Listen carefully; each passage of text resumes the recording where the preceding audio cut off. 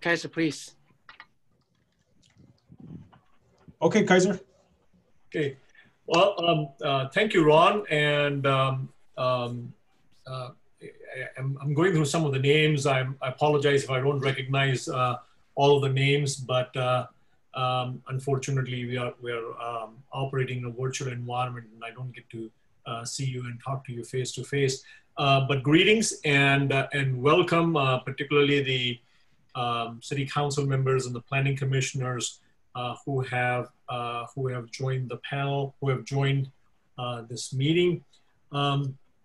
This is truly an unprecedented time, a once in a lifetime occurrence where we are seeing a number of crises, an onslaught of crises, starting with the pandemic and the effects of the pandemic on the fiscal economy. By the way, this is not just Baldwin Park. All cities are going through this. The completely eviscerated fiscal economy, the fiscal health of the cities, the economic health, the small businesses within the city. And you compound that with the health crisis that we are already in, because if you look at some of the causes of premature death, particularly in our city, you will see that the numbers are higher than the people who we are losing to COVID within Baldwin Park. So we already have a health crisis where we're losing people to premature deaths as a result of heart attacks or heart diseases or diabetes and a number of other health-related issues. In addition to that, you have a lack of affordable housing and lack of housing in particular throughout the state of California and more so in Southern California. And attached to that is a RHNA number which is assigned to the city. And the RHNA number is essentially the city's obligation that the state assigns to the county, and the county assigns it back to the city, of the number of housing units that will be produced by each city. A range of housing units, everything from very low income to market rate incomes, that will be produced by all cities to accommodate the new growth that is happening in California cities. And then if you add to that environmental justice, the equity issues, the racial equity issues that we're facing, in addition to the existential crisis of climate change. The reason I'm mentioning all of these is these crises give us an unprecedented opportunity, and particularly in the downtown area, because the downtown provides a cogent and a potent response to all of these crises. And it allows us to address it in a manner that is not available in other parts of the city. The downtown is the heart of the city. And in this case, I'm trying to move the slides ahead, Ron.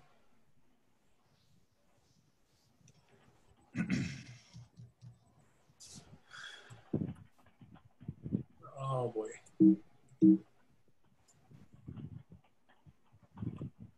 Oh, there you go. Sorry. So in this case, you already have an existing downtown specific plan. The dark purple areas are represented by the buildings that are within the existing downtown specific area. Now, if you think about a specific plan, let me explain it this way. There are a number of things that the city can do.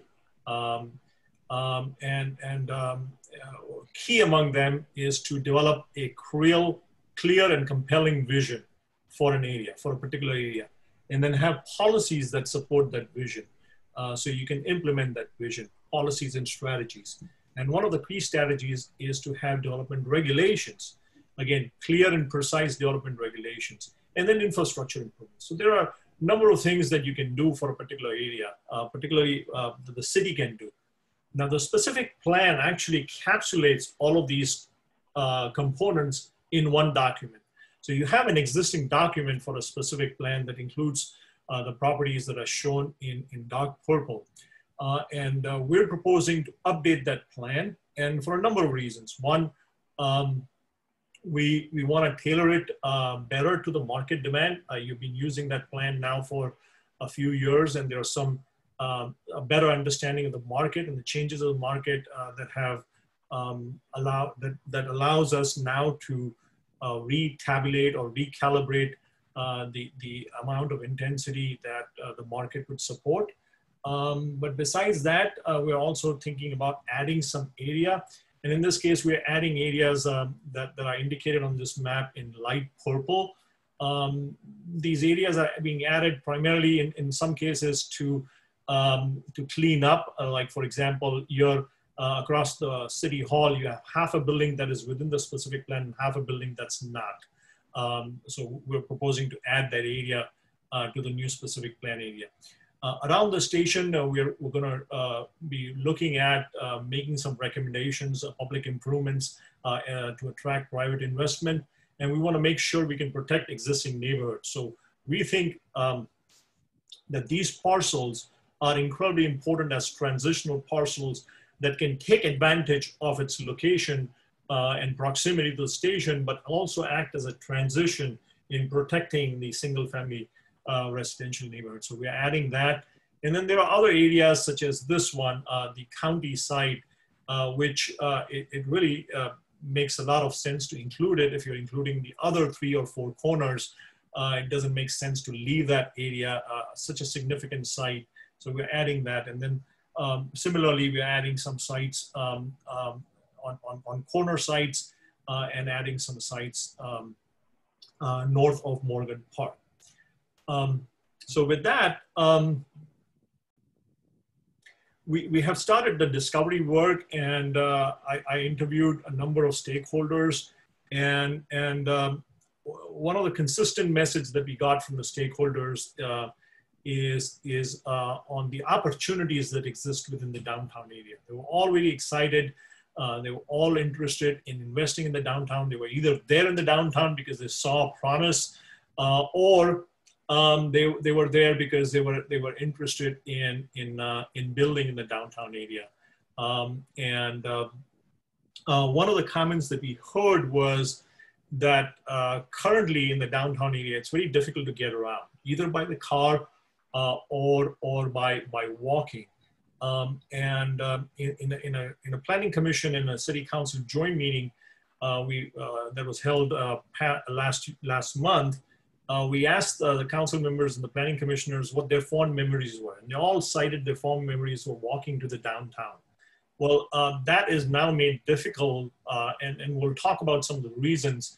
But as you see, what I want to emphasize on this diagram is the large tracks. These large tracks are essentially put together as super blocks that clip your streets. So your streets, the grid system is clipped, so it makes it difficult to get around downtown.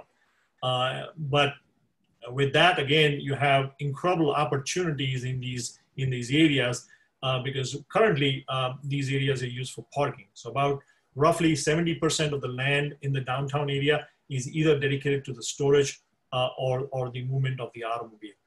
So those are some opportunities, and those are some feedback and comments that we heard from the interviews.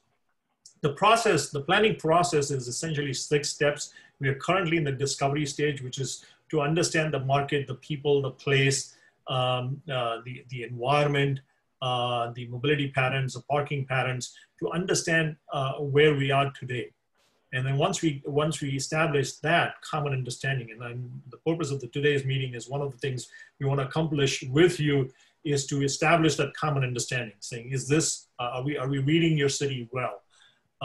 So with that understanding, then we go to the visioning charrette, which is where we explore what are some of the options available, what are some of the trends, and what are some of the options available, and where does the city want to be in the next 15 to 20 years.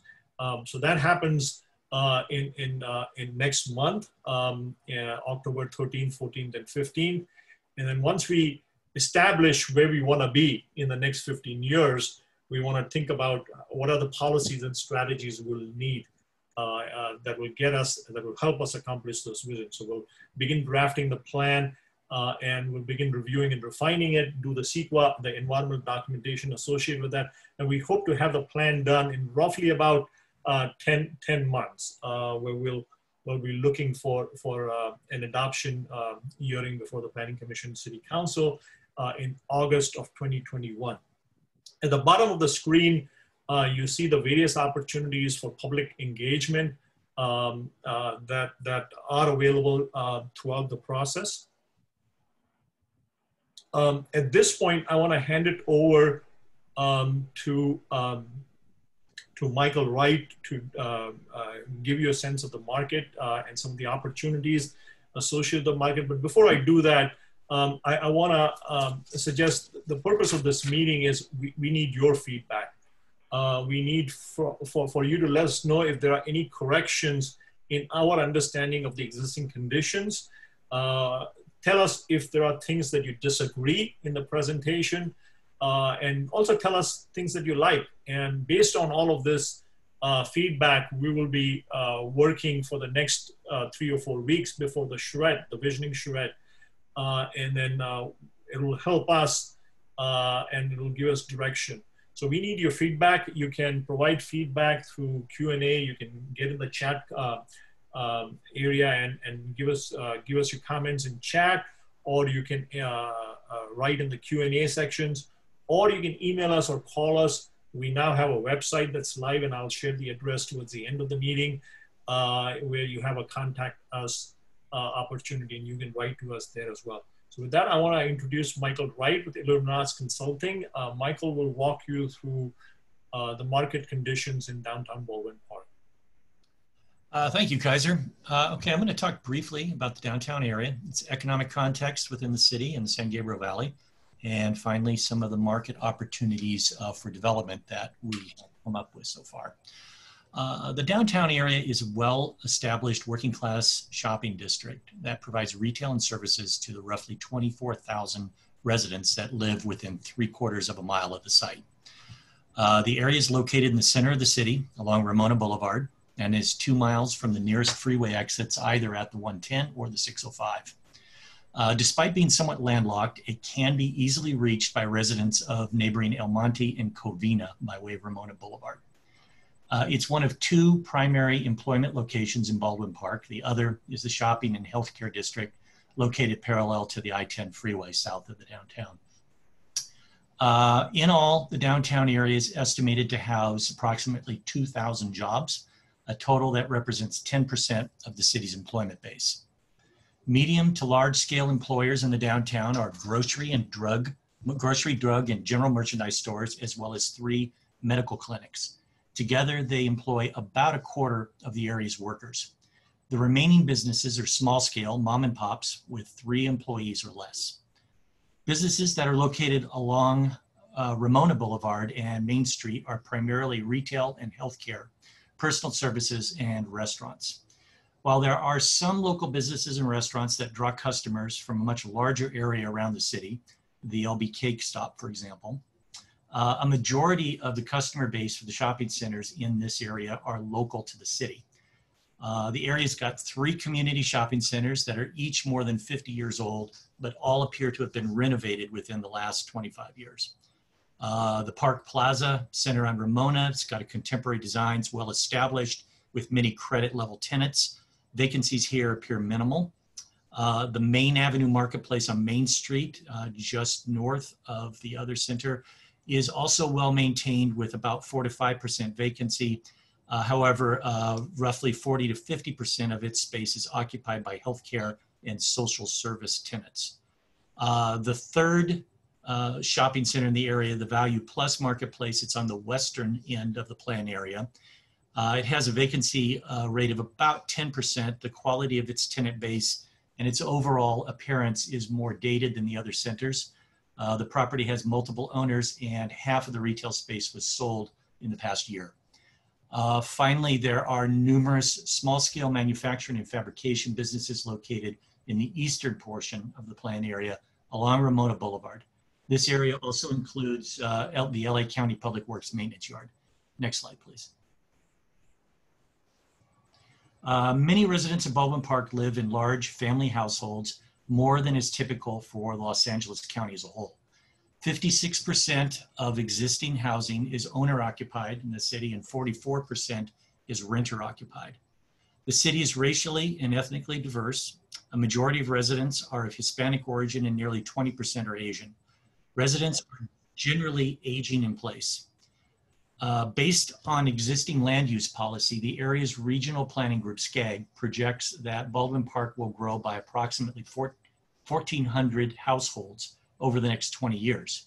However, the regional housing needs allocation, also from SCAG, this is what was referred to by Kaiser as RENA, currently indicates roughly 2,000 housing units must be planned in Baldwin Park over the next 10 years.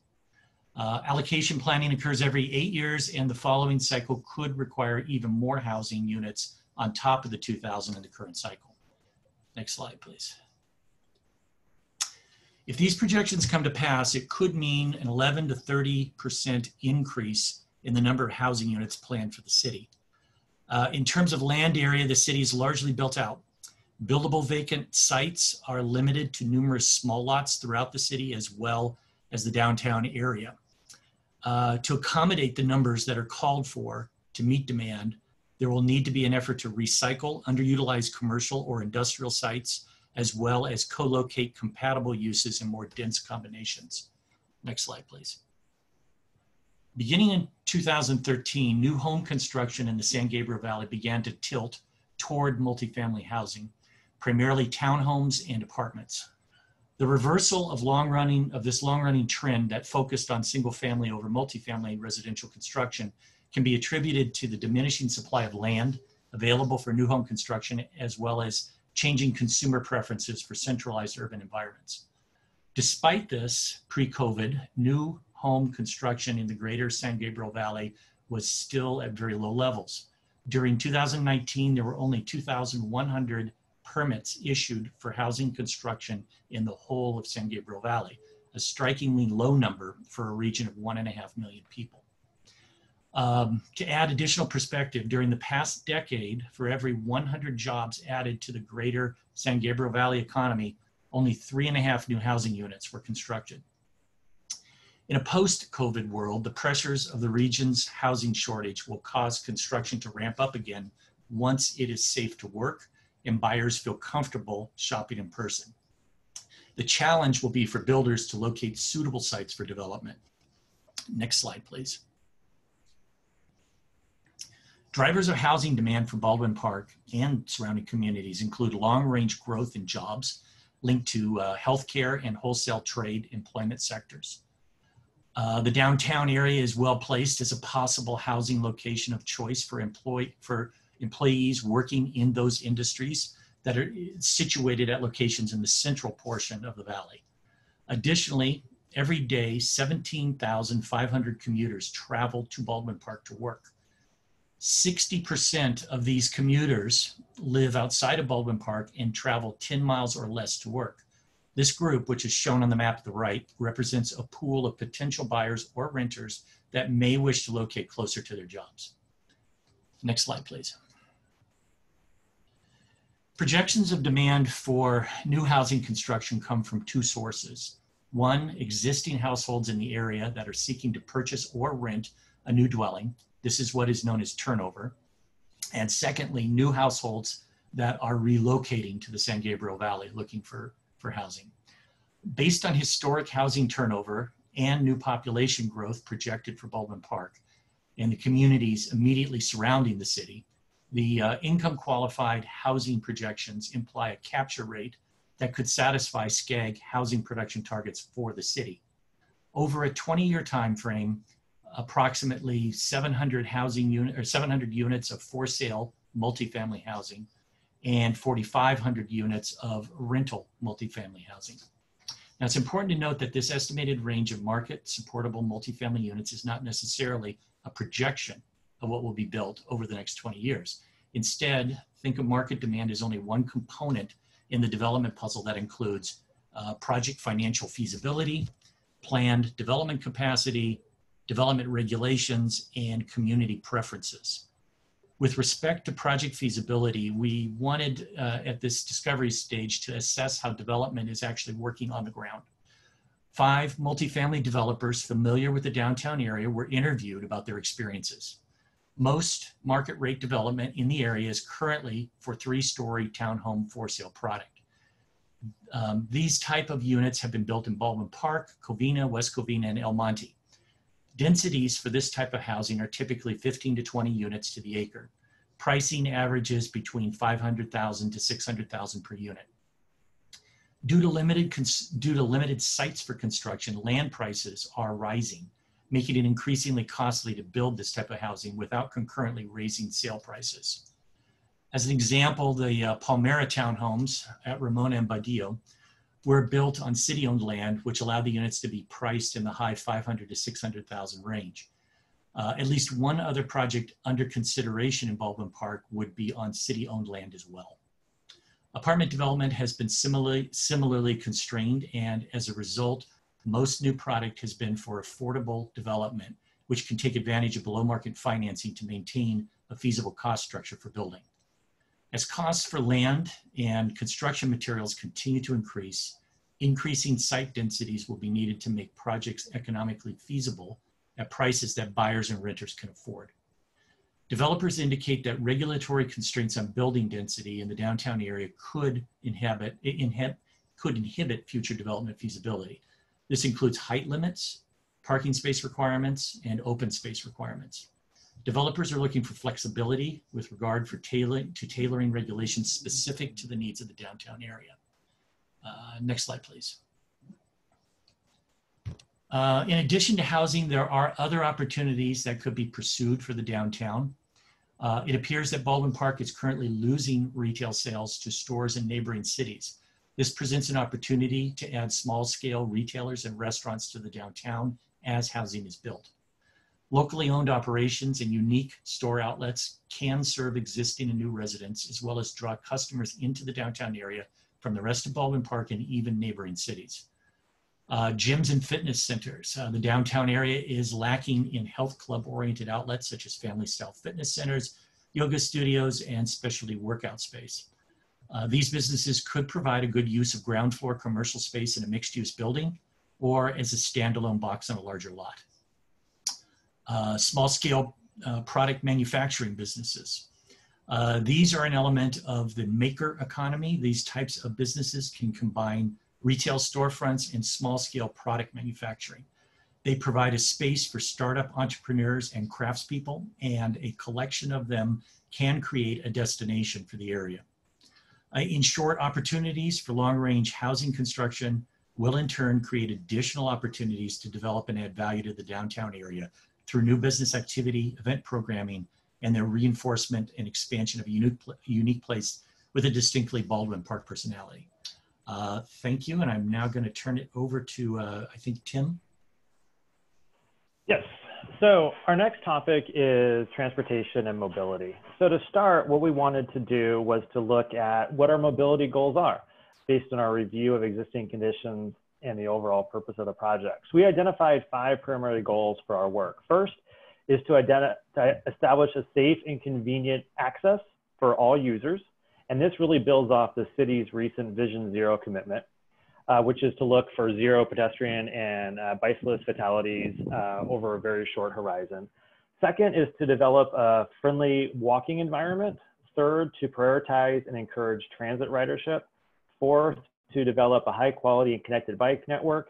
And fifth, to maintain streets that move cars in a smart and sustainable way. Next. So looking at the roadway network today, one of the things we noticed, which is a great opportunity, is transit. So Baldwin Park actually is lucky to have 3 different types of transit that serve 3 different types of users. First, we have the Metrolink system, which serves not only commuters to downtown LA, also commuters out to Riverside and Ontario area, plus can serve people who are going to be commuting to new commercial and office space in Baldwin Park.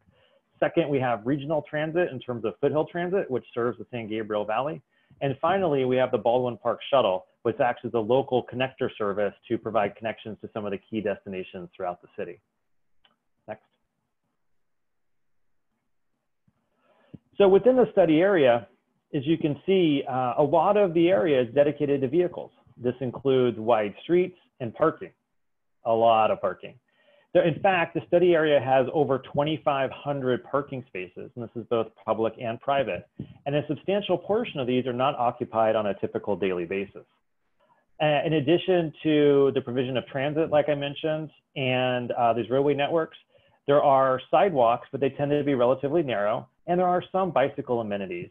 And in fact, the city is actually part of a new program run by San Gabriel Valley to do bike share, and we'll talk about that in a few minutes. But one thing that we did notice in looking at these, even though there are all these different options in the area, it is still difficult to get to the Metrolink station.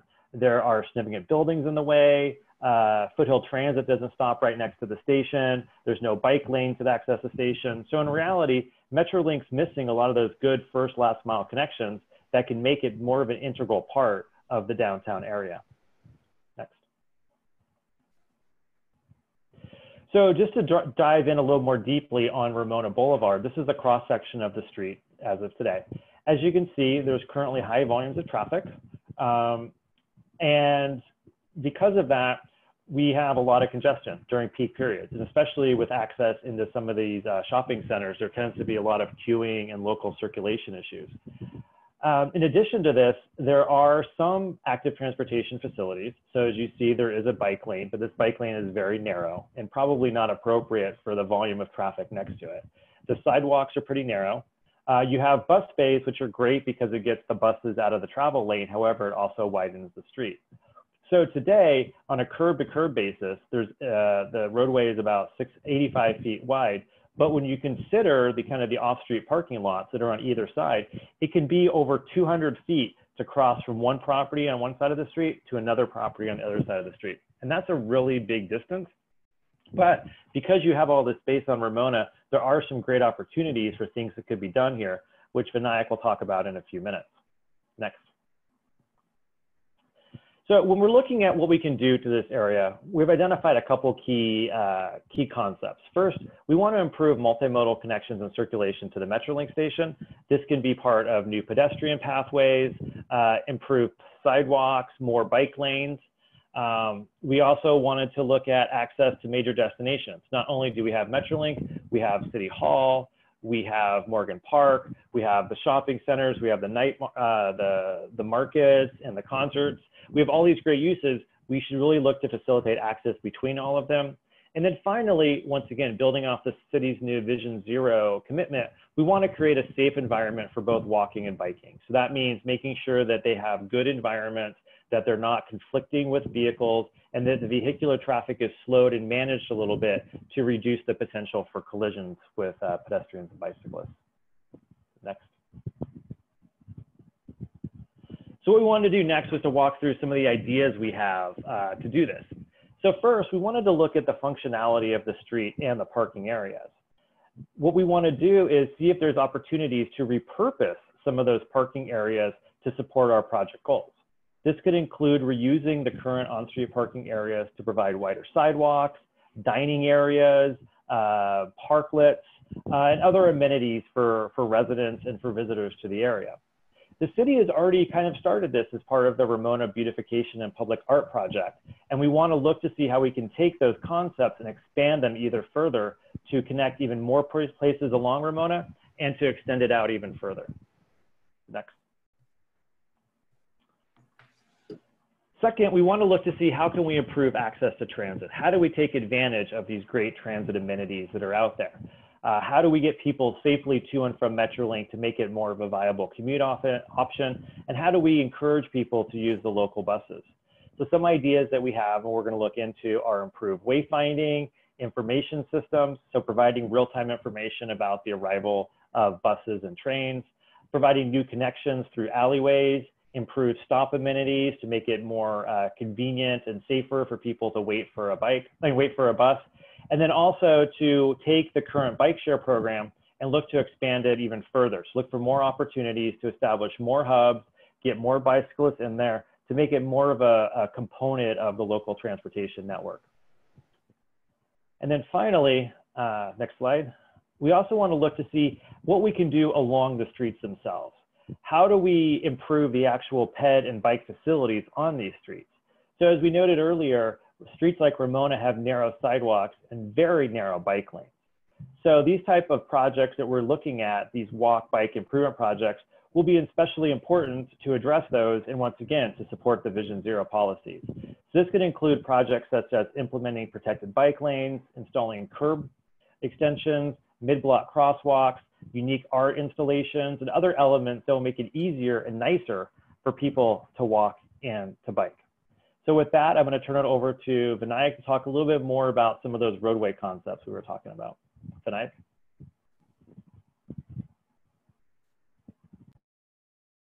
Thank you, Kaiser. Thank you, Tim. So I will talk very briefly about our analysis on the urban design and the placemaking aspect of this project.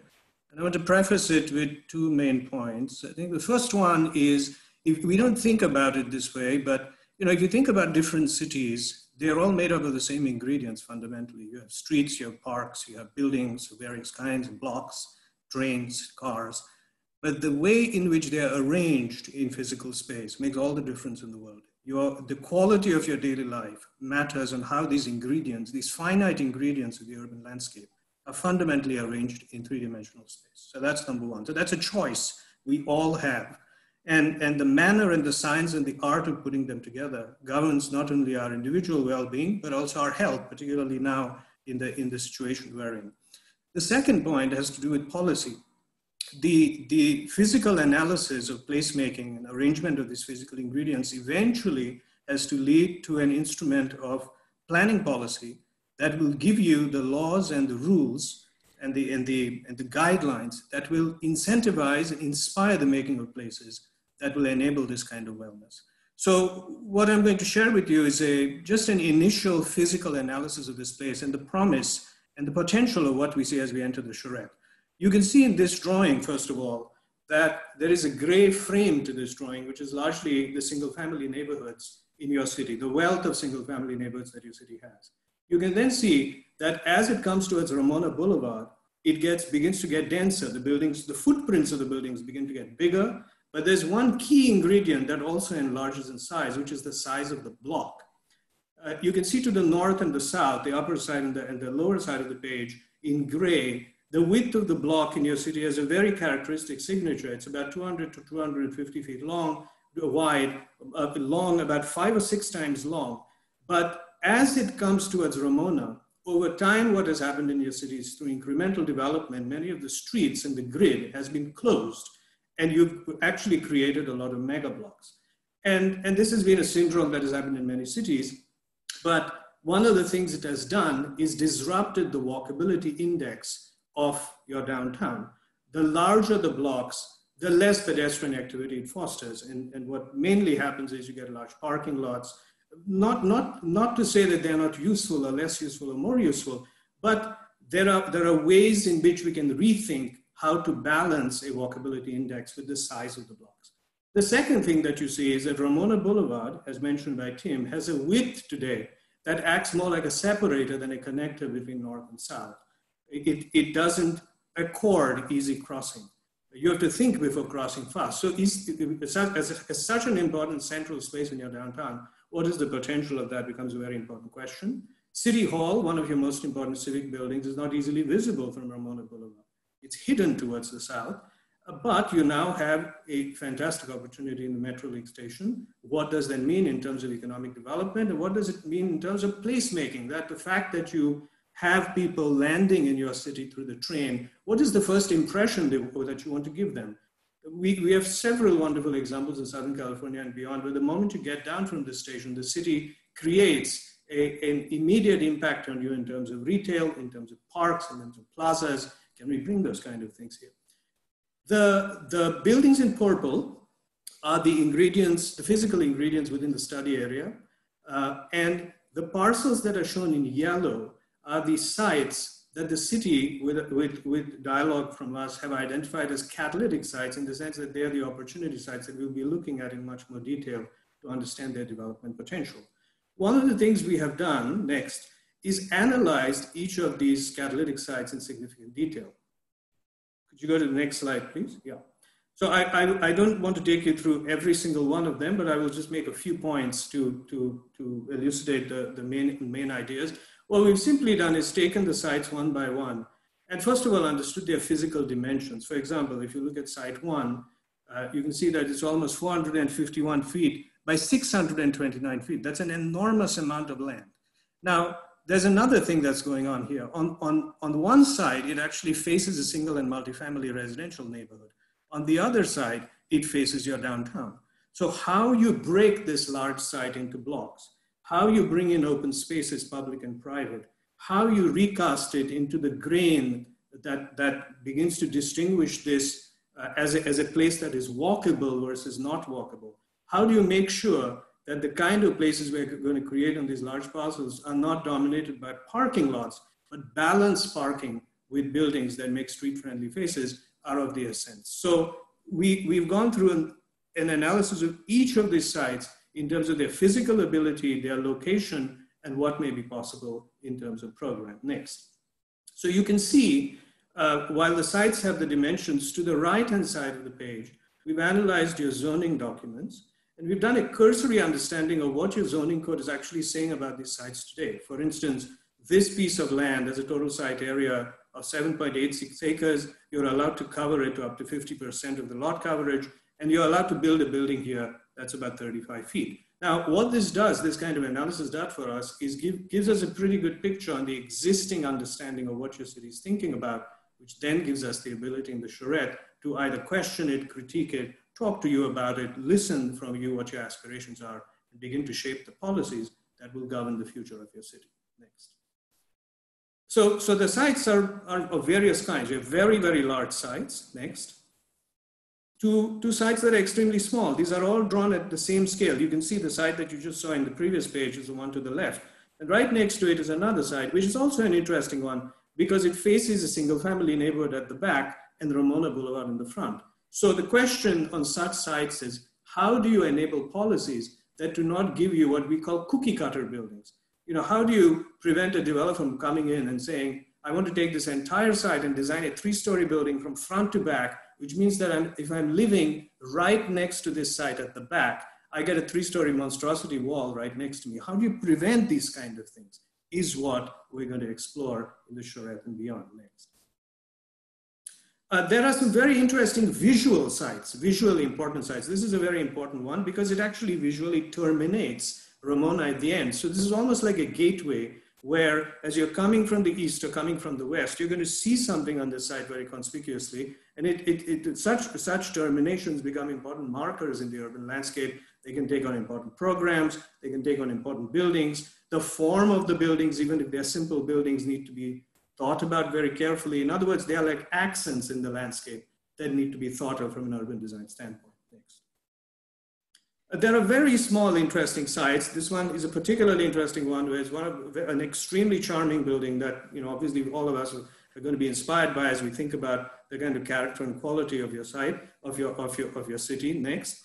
And the site next to it is just a reminder that there are sites in the city that might be too small for any kind of substantial development, but their location next to historic buildings immediately creates conditions where we have to be extremely careful of the kind of policies, massing, etc., that on the one hand respect the historic buildings, but on the other hand bring development into your city as well. Next. And without belaboring this, just to go further, next, the last type of catalytic site is the linear parking lots and the long strips that we have along Ramona and along the train tracks that are unique conditions because they're so long and so thin that they have to be very carefully, strategically understood as large sites that could be divided into smaller pieces, which can then take on buildings of various varieties. Next. Some of these parcels are city-owned. Next. Some of these parcels are privately owned. Obviously, it goes without saying that we will be figuring it out in terms of which ones to tackle first, which ones to tackle next as well. Next. So to continue straight to the main ideas, what we've done as a result of all these analysis is sort of drawn first sketch ideas of certain scenarios in terms of what might be seeds of ideas that might open up a discussion. These are not definitive ideas of how things have to be or should be. They are not ideas in isolation either. It doesn't mean that it has to be this way. It could be a marriage of 2 or 3 ideas that we present or more. But these are the first provocations to begin a discussion.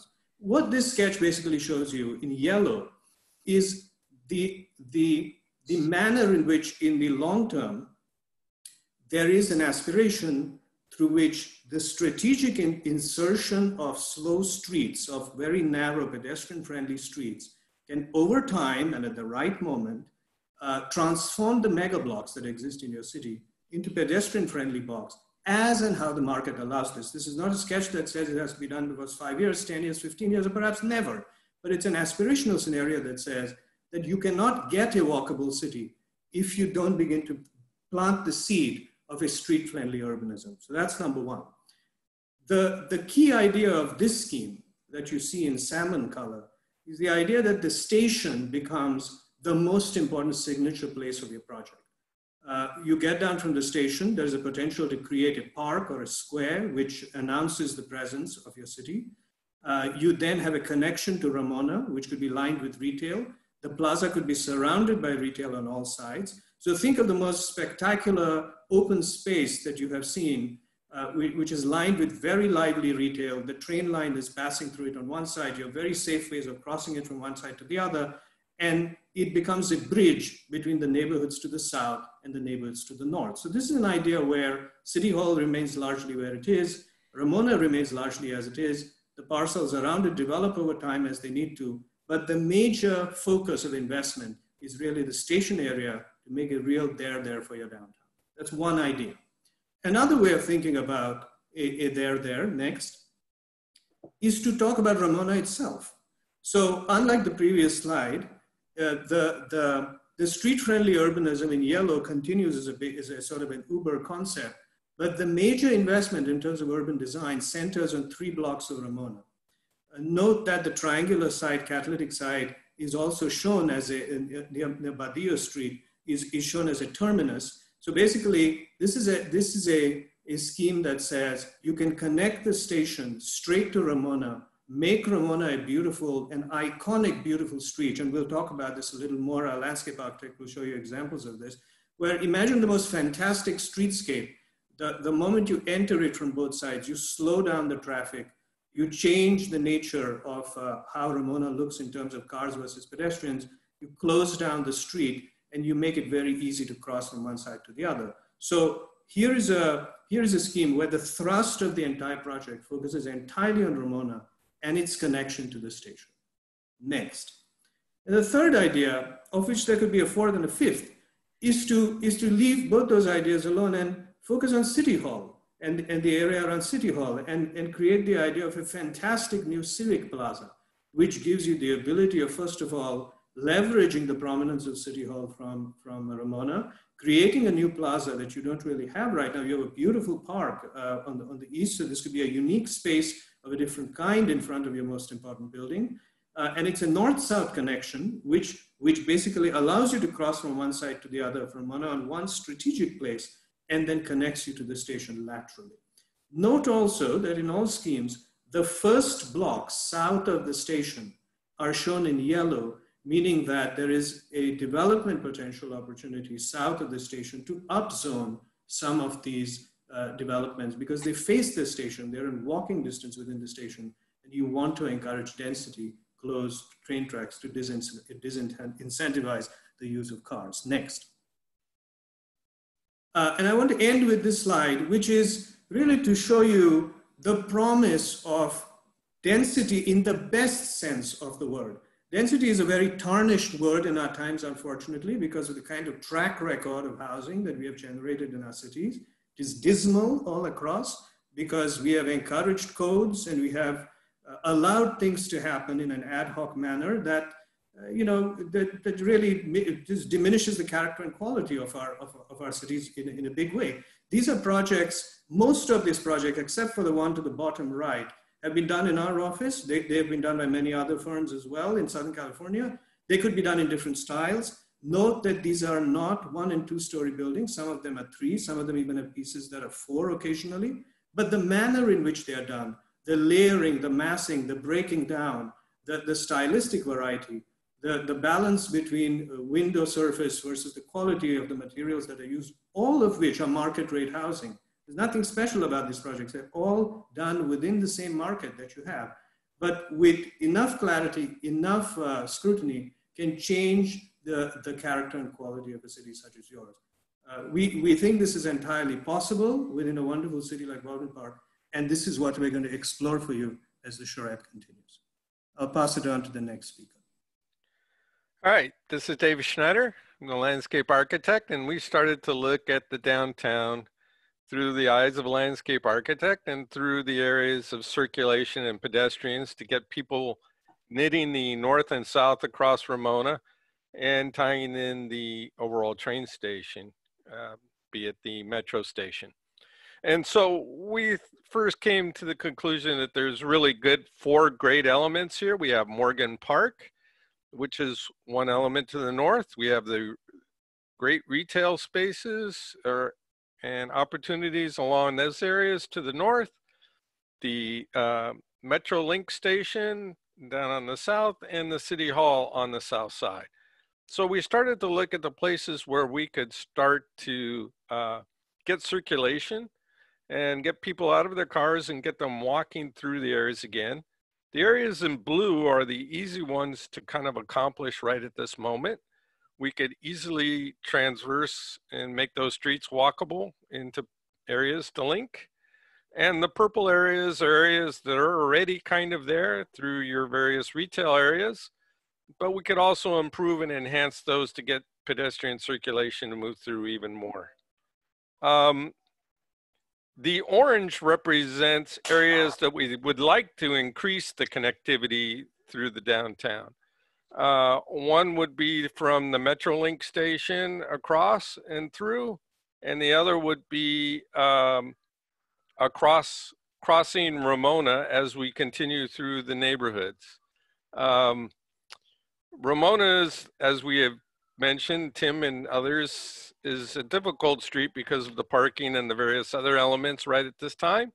But we think that we can tackle those by looking at the designs. The other issue that we think is important is the arrival at the metro station, what that space could be, and we looked at it possibly being a park or an area. Can we go to the next slide? Sorry, I have a cat who wants to be in this video. So we started to look at Scheme 1, and these are just ideas that we started to come up with as to what Scheme 1 could possibly be to enhance the public realm. How do we get people out of the various different areas and into your community was the important elements. So the first would be in the scheme, this is where the metro station becomes the center. What would be the compelling thing at the metro stop when you first got off? And since we looked at, well, if it's already a large open space, maybe we can make it a large park-like open space. And that would become the primary destination coming off the train. But as you wanted to move north up into the retail, what would those areas start to be envisioned? And we need that to be compelling, to get people to get off that train maybe at a stop earlier than they would normally like, and to go and explore. So what could that be done? In the diagram, that connection is straight, but it may end up being curved. It may be straight. It could take lots of different forms. That will be in the visioning. But how do we make it a compelling street? And lighting, shading, landscaping, and all those elements go a long way in improving that type of arrangement to get people to move through and into the retail area. So this is just one possibilities or one of many possibilities for this scheme. Can we go to the next slide?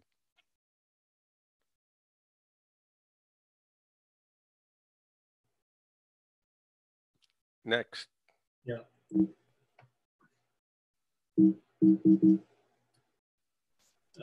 There. Okay.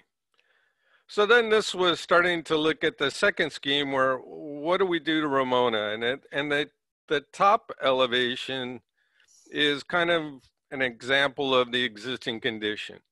The existing buildings are really rather far apart, and you have a fairly wide street with a good sized median. And then you have really large parking lots on either side. And Tim has given you all the dimensions on that type of arrangement. But what happens if you decided that you wanted to move buildings in? And what would that street character all of a sudden start to do, and how that would start to change? And that's what the last two sections start to represent.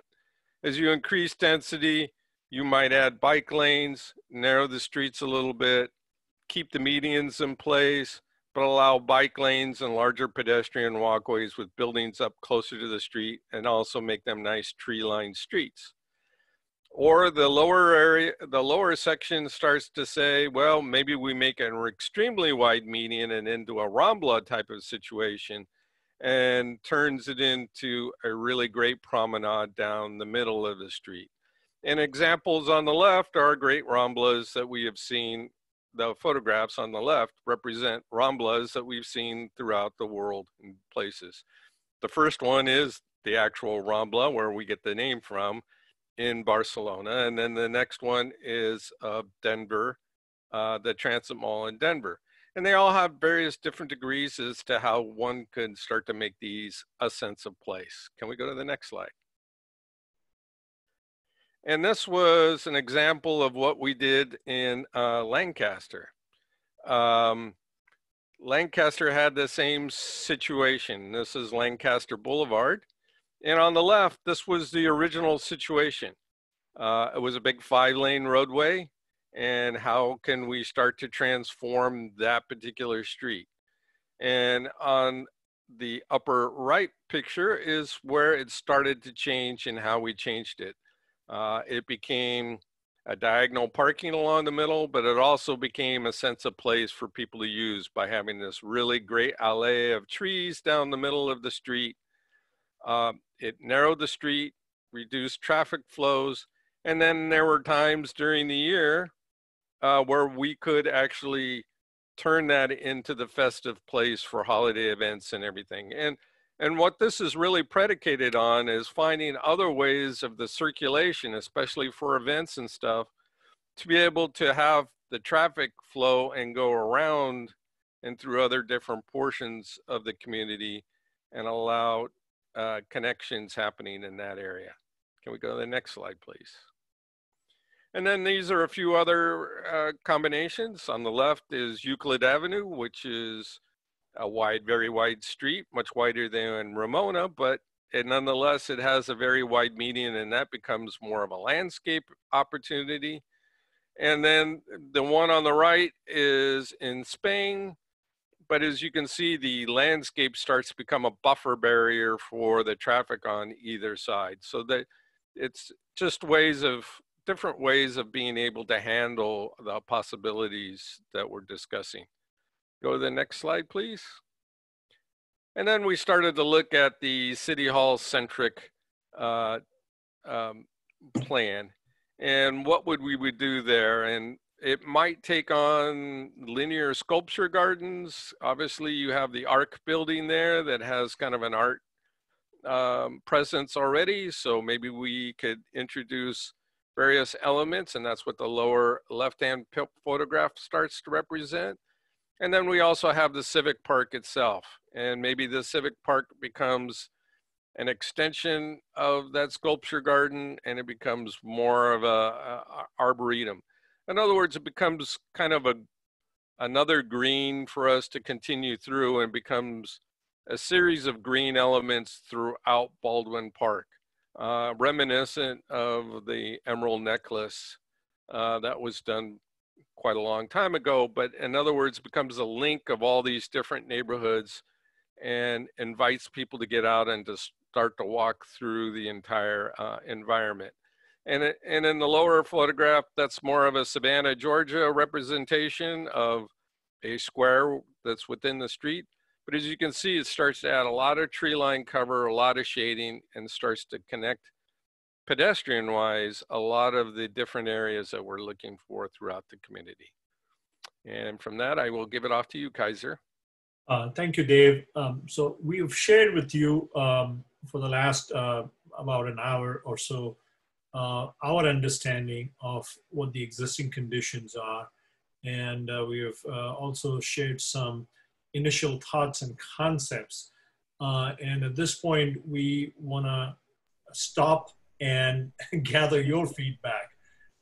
Your feedback is incredibly important because both on existing conditions as well as some of the ideas, some of the concepts. And then we also want to hear your thoughts and your ideas and your concepts, because we're going to be taking all of these ideas and feedback and that we receive and be working for the next 3 weeks until we see you at the charrette.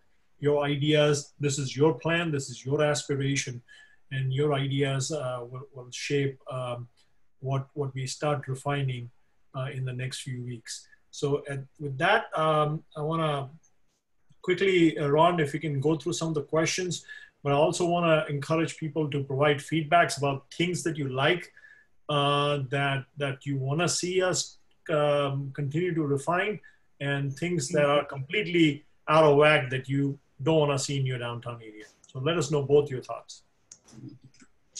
Thank you, Kaiser. Again, thank you again for all those that have attended the meeting tonight to share your thoughts on the downtown specific plan update. So one of the first questions that that was asked is 75% of the businesses are mom and pop shops. Will this improvement project help or hurt those small businesses? Let me answer by quoting the medical decree, which is first, do no harm. Our intent is to do absolutely no harm. What we are trying to do is to create a place that supports existing businesses, that retains the existing businesses, because we believe that's the lifeblood. Our focus is on reinforcing and building around existing businesses, because if we do that well, that becomes your business attraction, your retail attraction strategy. Other people want to be there. So our goal is to not hurt existing businesses at all.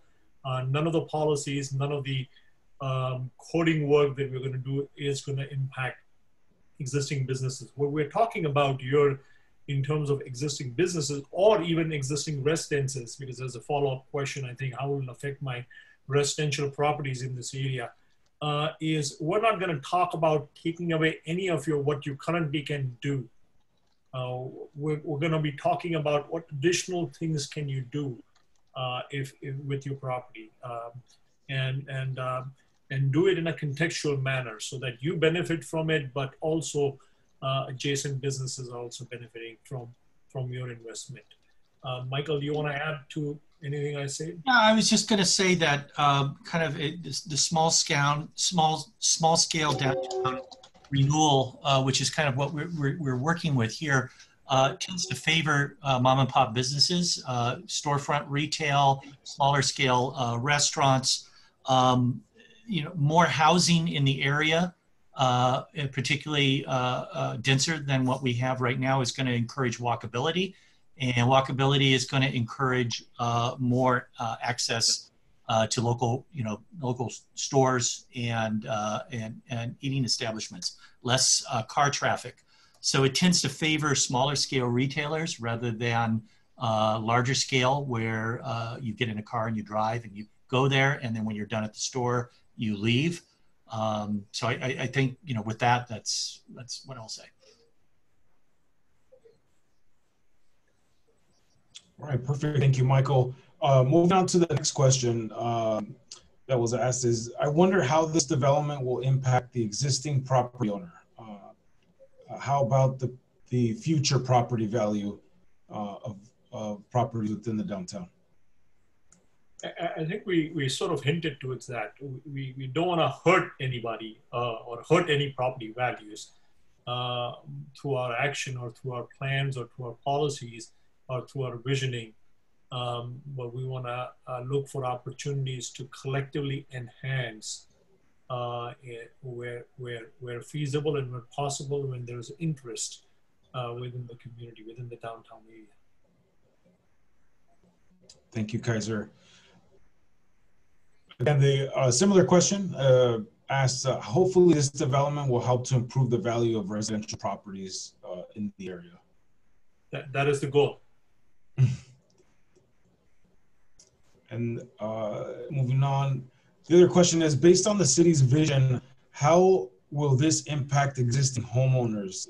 Is the city asking for property owners to sell their homes to developers? Absolutely not. We're not suggesting any changes. Again, as I reinforced before, we're talking about creating more opportunities, not taking away existing opportunities. So if you have an existing single family home and you're happy with it, that's great. But what we're looking at is opportunities to examine some of the sites that Vinayak talked about, that are catalytic sites, that are big retail centers or sites that are next to the station that maybe could accommodate a different format of housing. And all of this is likely to happen incrementally over the next 15 to 20 years. But at no point would we come out and, or at least we're not contemplating coming out and saying that single family residences ought to be disallowed and they ought to sell it to private developers for more intensity. That is not the objective of this exercise. The objective I want to first and foremost to reinforce and support existing residential neighborhoods and protect existing residential neighborhoods. Go ahead, Vinayak. I want to add one more thing to this. I think the most important aspect of any planning exercise anywhere is how much of the city do we touch? You know, how much do we touch and why do we touch it and what change do we bring in? And this is not a question that we know or any of us knows. This is part of the process.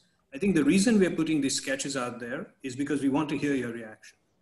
If there are areas we shouldn't be talking about, if there are areas that you don't aspire to see too much change in, we need to know that. So the more discursive we can get in terms of how much we touch and how much we don't is actually of the essence of the success of this.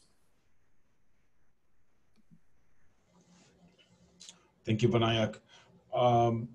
Those are the questions that were submitted. Again, we encourage you to submit your questions. Oh, looks like we've got a couple more that are coming in. One question, you mentioned a high quality connected bicycle network. Are you planning to build a bicycle network within the city, or will these gateways potentially connect to other neighboring cities? I can take a stab at that. I think it's both, that we want to make sure that residents and employees and visitors to Baldwin Park have a robust bicycle network to get to and from the key destinations, places of employment, transportation centers, and the like.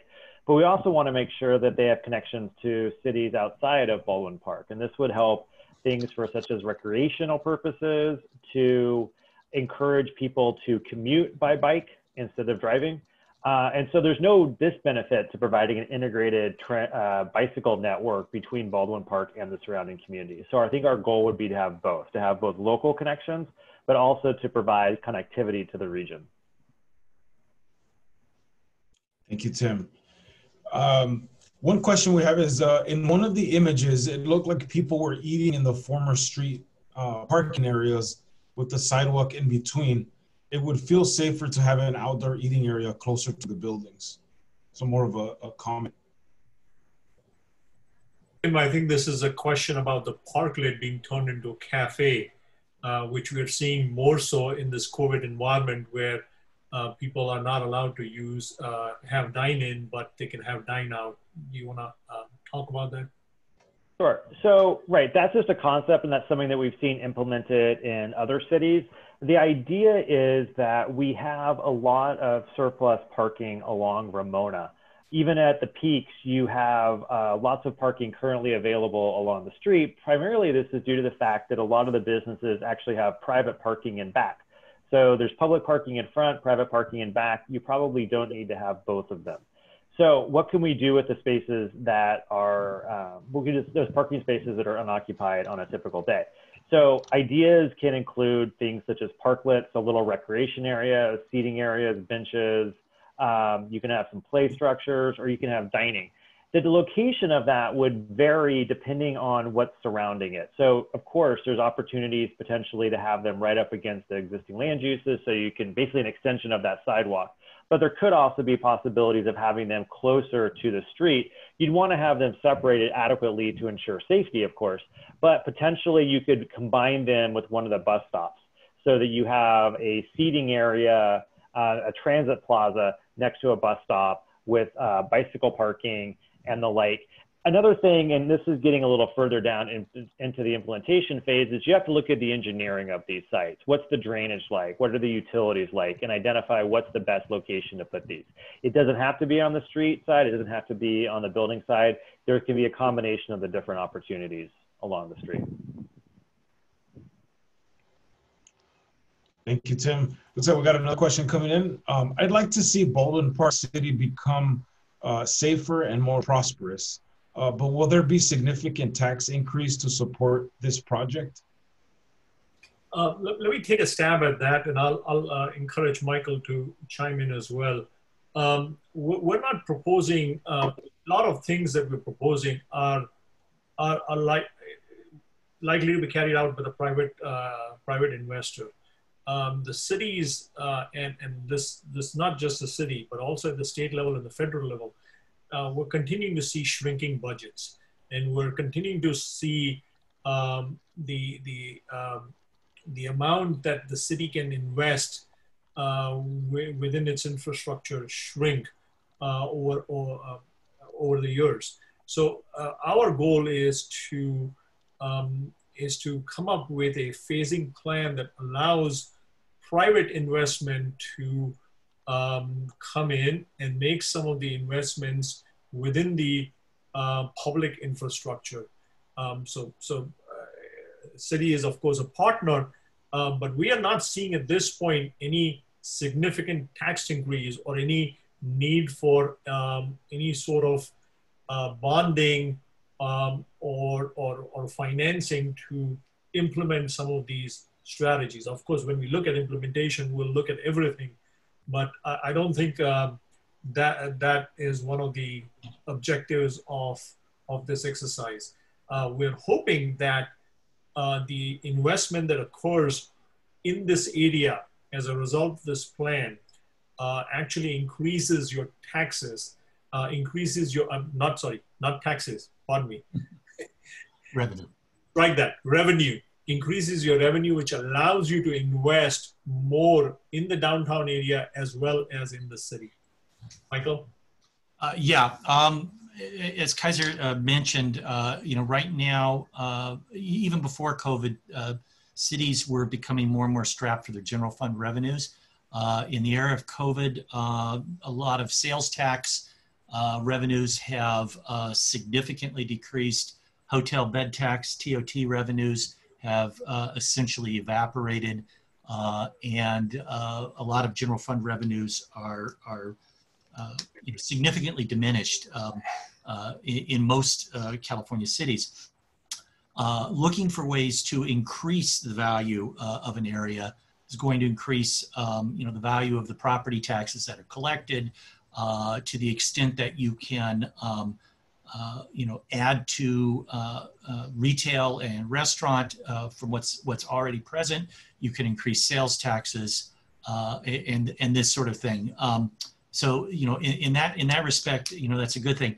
To the extent that in the future, if the city sees any kind of infrastructure that might be needed to be added to the specific plan area, they can pursue certain things like their value capture strategies, like enhanced use infrastructure districts, which basically capture the increase in the property values as a result of the new development that's going in, and those increased property values specific to the area, like the specific plan area. It's not citywide; it's targeted. Could then be used in that very small area for any type of infrastructure that might be needed. So there are ways to do that to target it without raising taxes citywide. Thank you, Michael. Ron, before you take any more questions, I just want to pause and encourage people to provide some feedback on some of the ideas that were presented, and particularly these three concepts that you're seeing. Let us know if you have any thoughts or any feedback on either one of these concepts, so that we can get some direction. Go ahead, Ron. Any more questions? No, we haven't received any more questions. I do have a question. Vinayak, the slide that you had showed with the different building types, is it possible to go back to that slide and show a perspective of the density types for each of the photos of each of the building types? Sure. So let me explain the science of this very simply this way. It is fair to say that in the mainstream real estate market, at least in Southern California, but in the rest of the country as well, the reason density has such a tarnished sort of reputation today is because we've fundamentally built buildings at the extremes, but we've forgotten what density means in the middle. So we built, single family houses and proliferated them on acres and acres of land. And then we built very mainstream mid-density, corridor buildings, the standard apartment buildings that all of us see. But the only way of living is to enter through a lobby. You go up an elevator, you enter a double-loaded corridor, and you enter a unit which is neither cross-ventilated nor gets any light except from one side. And this is the only choice we have in the market. And the characters of the buildings are largely similar. There's some architectural tricks that are played here and there, but it's largely a formula that is business as usual. And what we are finding is when you create housing that gives you only one or two choices in the market, you're really denying an entire demographic of a quality of life. I mean, for example, if I'm a young graduate, I don't want to necessarily live in a single family house. I want to live in a small apartment where everything is close to me. I want a different choice of living. When you have a family, you may have a different choice. When you grow older, you may have a different choice. So there are various kinds of demographics, and housing choices in any inclusive city should cater to all of these. What we've discovered is that there are other ways of thinking about housing, and those are some of the projects you see here. For example, the one to the top left is an affordable housing project in Pasadena. That was done entirely, this is 100% affordable housing, but it is done in a way that really, if this project is designed at the cusp of a single family neighborhood. So it faces an important street on one side, but on the other side, it faces a single family neighborhood. And the single family neighborhood residents did not oppose this project because the character of this project is compatible with the kinds of craftsman style bungalows, 1 and 2 stories, that were right there. So they did this, and this density, this project density is about 35 to 40 dwelling units to the acre. Now the same density can be recast into a mainstream stacked building. The entire project could look completely different, and you can just, the neighbors can just freak out because a monstrosity is coming in and landing in their neighborhood without telling them anything.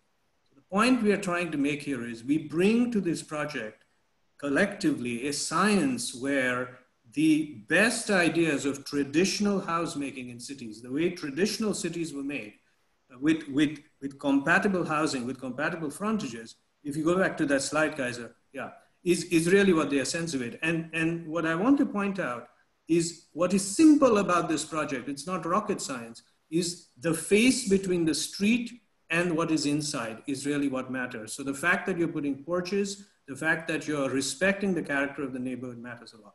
The slide to the bottom, the brick building that you see, is a built from scratch loft building.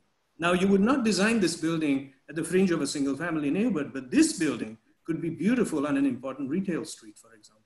I mean, imagine 3 or 4 buildings like this along Ramona Boulevard, for example, maybe taller, maybe smaller, which have retail on their bottom and lofts or artist lofts or flats on the top, where you're living above a very vibrant, beautiful street, such as the one David showed us, the one in Lancaster or something like that. Why would you not love to live in iconic places like this, where all that you have to do is step down and you have everything you need on a daily basis within walking distance?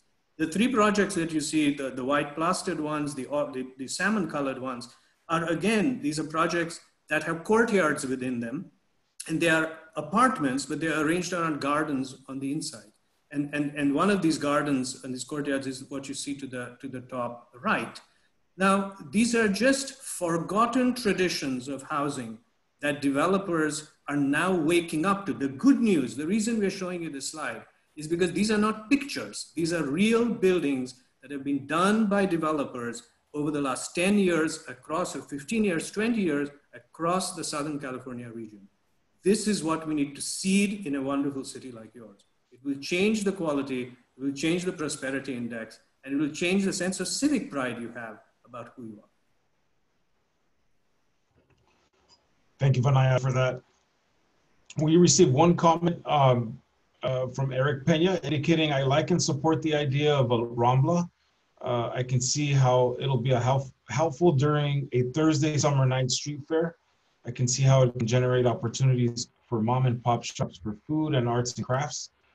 This is the only one example of the benefits, but again, I can see being a Third Street promenade catering towards from small to medium and large sized businesses. Yeah. Thank you, Eric.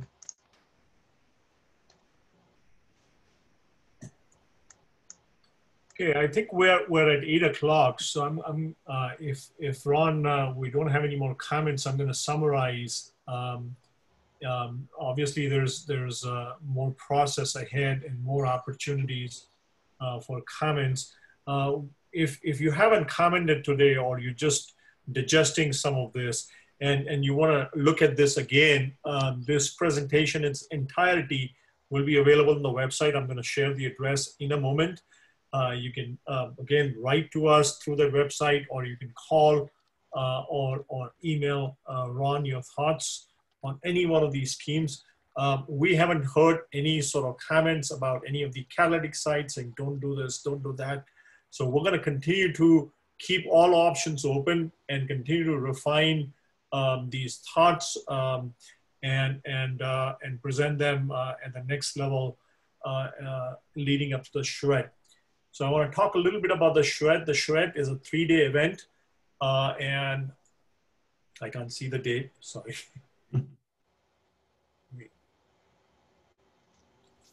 Okay, so it's on October 13th, 14th, and 15th. And during these 3 days, we'll be working throughout. Typically, we would be working in your town. We'd be in the downtown physically there. So you could actually come in and stop by and see our progress. But because of COVID, we'll be working virtually. But we will engage you 2 times during the day. Once during the noon time.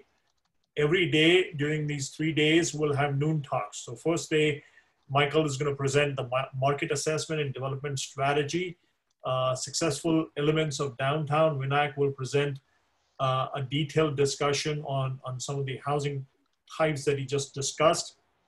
And then on the final day, Tim will present mobility trends and opportunities and mobility strategy for the downtown area. So that will be noon talks. So we'll start around noon and it'll be about 40-45 minutes and with 15 to 20 minutes for questions. And then in the evening, please come back. We'll keep it same time unless, Ron, you want to change the time at 6:30. And during the evening, we will present you refinements of the concepts that you saw today. And we'll continue to present them in the evening, one day after another. And based on your feedback, we'll create different alternatives and refine those alternatives. And our hope is that the final day, we have a master plan, a physical master plan that reflects the feedback, the comments, the aspirations that you have shared with us today and during those 3 days. So that's the plan for the shred. We have about 30 people that are logged in. I'm going to request you to talk to your neighbors, talk to people within the downtown and other people in the city that are interested, and encourage them to participate in the shred. From past people and past cities that we have presented, this is really the heart of the planning process. It's a magical moment. People really enjoy working and seeing their ideas come to fruition. We are truly looking forward to your participation in these 3 days. So please participate and bring a friend with you. This is our website, and we'll continue to post information on our website. We also have a Facebook site that you can get on from this web address. With that, Ron, I will hand it back to you. Thank you, Kaiser. Again, I want to thank the Kaiser and Ramwala associate team on a fine presentation. And again, as Kaiser mentioned, please, if you would like to still submit your questions or comments regarding what was presented tonight, please feel free to email me. And I've provided my email in the chat box, rgarcia@baldwinpark.com. Also, our information is found on the city website. But again, please visit plandpp.com for any latest information regarding the Downtown Specific Plan update, as well as the charrette dates that are happening in October. And again, can't thank you enough for taking the time out of your schedules to join us tonight and participate in this refresh of our downtown.